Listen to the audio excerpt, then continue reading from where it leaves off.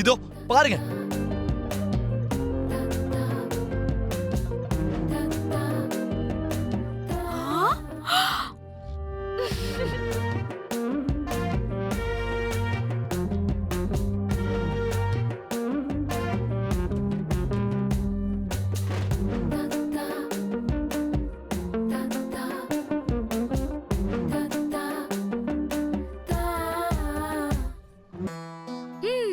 இதுதான் மேட்ரா?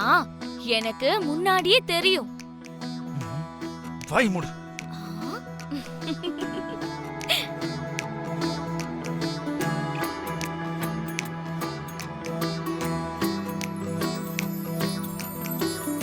பாத்தீங்களா அத்தை,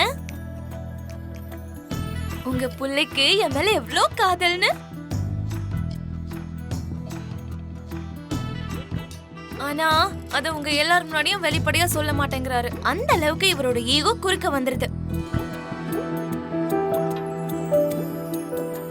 அதனாலதான் கையில கிளவுஸ போட்டு கைய பாக்கெட்ல வச்சு.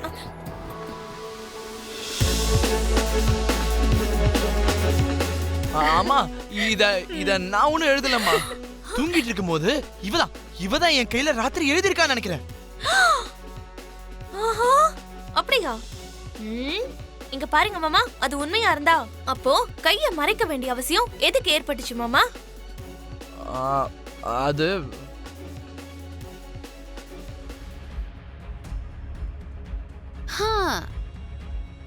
நாளைக்கு நம்ம எல்லாரையும் விட்டுட்டு போன கிருஷ்ண பிரசாத்துக்கு பிண்டம் வைக்கிற சடங்கு நடக்க போகுது.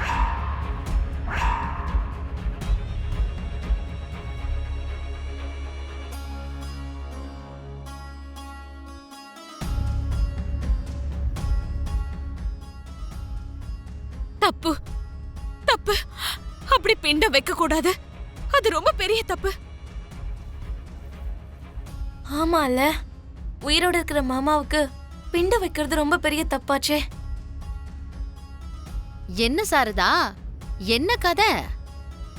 புருஷன் செத்தும் குங்குமத்தை அழிக்கல, புருஷன் செத்து போயிட்டாங்கிற சோகம் உன்னோட முகத்துல துளி கூட இல்ல. இப்போ என்னடானா கிருஷ்ண பிரசாத்துக்கு பிண்டம் வைக்க போறேன்னு சொன்னது அது பெரிய தப்புன்னு சொல்ற? இதுக்கெல்லாம் என்ன அர்த்தம்? நான் என்ன சொல்ல வந்தேனா, மூத்த புள்ள ககன் இருக்கும்போது ரெண்டாவது பையன் செரி கையில பிண்டம் வைக்க சொல்றது தப்பு இல்ல. அதான் மூத்த புள்ளையா தகப்பனுக்கு கொல்லி வைக்கணும்னு உன் புள்ள கிட்ட நாங்க நேர்ல வந்து கேட்க தானே செஞ்சோம். ஆனா உன் புள்ளைக்கு தான் தலகணம் அதிகமாகி அவன்லாம் என் அப்பனே கிடையாது, வெளியே போங்க அப்படின்னு சொன்னான்ல. அதனாலதான் கொல்லி வச்ச செர்ரி கையாலேயே நாளைக்கு பிண்டமும் வைக்கலான்னு முடிவு பண்ணிருக்கோம்.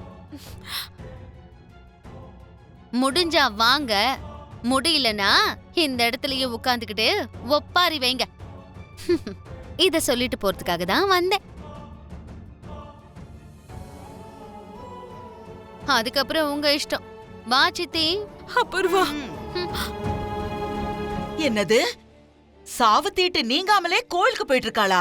ஆமா சித்தி, அவரை காப்பாத்துனதுக்கு நன்றின்னு சொல்லி கோவில்ல சீட் எழுதி மரத்துல கட்டி வச்சிருந்தா. ஐயோ, ஒருவேளை அவ எழுதி வச்சிருந்த சீட்டை எடுத்து படிச்சிட்டியாமா? அத நம்ம படிக்க கூடாது இல்ல? மனுஷங்க தான் படிக்க கூடாது சித்தி. நான் பிரம்ம ராட்சசி. அப்புறம் மாலை பிண்டெல்லாம் எதுக்குமா? எப்படியோ அந்த ஆளு உயிரோட தான் இருக்கான்னு சீட்ல படிச்சிட்டல்ல. அவன் எங்க இருக்கான்னு அந்த சாரதாவோட குடுமிய புடிச்சு நறுக்குன்னு கேட்டா அத அவளே சொல்ல போறா. அவரை காப்பாத்துனதுக்கு நன்றின்னு தான் சீட்ல எழுதி இருந்தாலே தவிர கேபின்னு அதுல மென்ஷன் பண்ணல சித்தி. அது மட்டும் இல்லாம நமக்கு சந்தேகம் வந்துருச்சுன்னு அவங்களுக்கு தெரிஞ்சிட்டா அவங்க இன்னும் கூட அலர்ட் ஆயிடுவாங்க. அதனாலதான் இந்த பிண்டம் வைக்கிற டிராமா. உயிரோட இருக்கும்போது பிண்டம் வைக்கிறது அவங்களுக்கு நல்லது இல்லைங்கிறது தெரியும். அதனால கண்டிப்பா அந்த பூமியும் சாரதாவும் இதை தடுக்கிறதுக்கு ஏதாவது முயற்சி எடுப்பாங்க. உண்மைதாம்மா. அந்த பிண்டம் வைக்கிற சடங்கு நடக்க கூடாதுன்னா கேபிய கொண்டு வந்து எங்க கண்ணு முன்னாடி நிறுத்துங்கன்னு கண்டிப்பா நான் சொல்லுவேன். அப்பதான் இந்த சடங்கை நிறுத்த முடியும்னு நான் சொல்லுவேன். இப்ப புரிஞ்சுதா நாளைக்கு நான் எதுக்காக இவங்களை அழைச்சேன்னு மை டியர் மருதாணி சித்தி? சூப்பர் பிளான்மா. அப்பாடா, அப்ப நம்ம கிளம்பலாமா? ஆ, சூப்பர்மா. உயிரோட இருக்கவருக்கு பிண்டெல்லாம் வைக்க கூடாதேம்மா. எனக்கு என்ன பண்றதுன்னு ஒண்ணுமே புரியல. என் கை காலெல்லாம் நடுங்குதுமா. அவரு உயிரோட தான் இருக்காருன்னு நாம சொல்லிடலாம் பூமி. இல்லைன்னா அங்க சம்பிரதாயங்கிற பேர்ல அவசகுணம் நடந்துரும். நீங்க தேவையில்லாம டென்ஷன் ஆகாதீங்க அத்தை. இந்த கண்டத்துல இருந்து வெளியேற ஏதாவது ஒரு வழியை கண்டுபிடிப்போம். உயிரோட தான் இருக்காருன்னு சொல்லி மாமா உயிருக்கு நம்ம ஆபத்தை ஏற்படுத்திடக்கூடாது.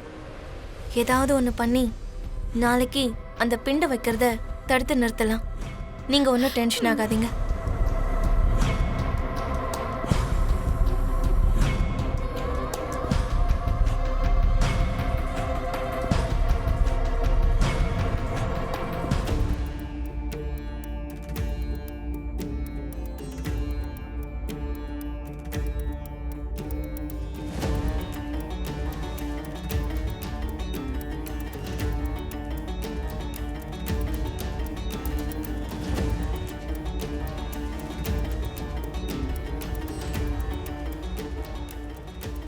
இன்னும் நான் எவ்வளவு நாளைக்கு இப்படி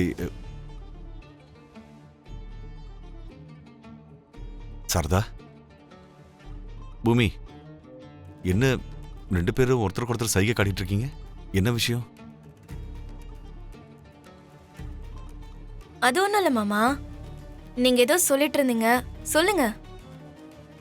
இன்னும் எத்தனை நாளைக்கு எனக்கு இந்த தண்டனை யோசிச்சுட்டு இருக்காமா? ஆமா, நீங்க ரெண்டு பேரும் ஒருத்தர் ஒருத்தரை பார்த்து என்கிட்ட ஏதோ சொல்ல தயங்குறீங்கன்னு மட்டும் எனக்கு புரியுது. வாழ்க்கையில நான் எவ்வளவோ பார்த்துட்டேம்மா. என் மனசு கல்லாயிடுச்சு.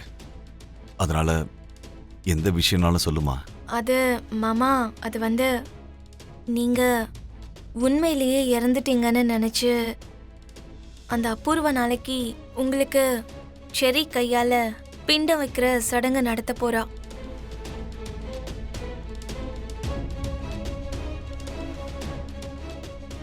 பூமி, அந்த அபூர்வா இப்ப இல்லம்மா. என்னை எப்பவோ கொன்னுட்டா. பிண்டம் வைக்கிறத கொஞ்சம் லேட்டா நடத்துற, அவ்வளவுதாம்மா. ஐயோ மாமா, ஏன் இப்படிலாம் பேசுறீங்க? நான் இருக்கும்போது அப்படி ஒரு விஷயத்தை நடக்க விட்டுருவேனா? ஆனா என்ன, அதை தடுக்கிறதுக்கு உங்க உதவி தேவைப்படுது மாமா. நீங்க ரெண்டு பேரும் எனக்கு உயிர் கொடுத்துருக்கீங்கம்மா. நீங்க கேட்க வேண்டாம், சொல்லுங்க போதும். நான் கண்டிப்பா செய்யறேன்.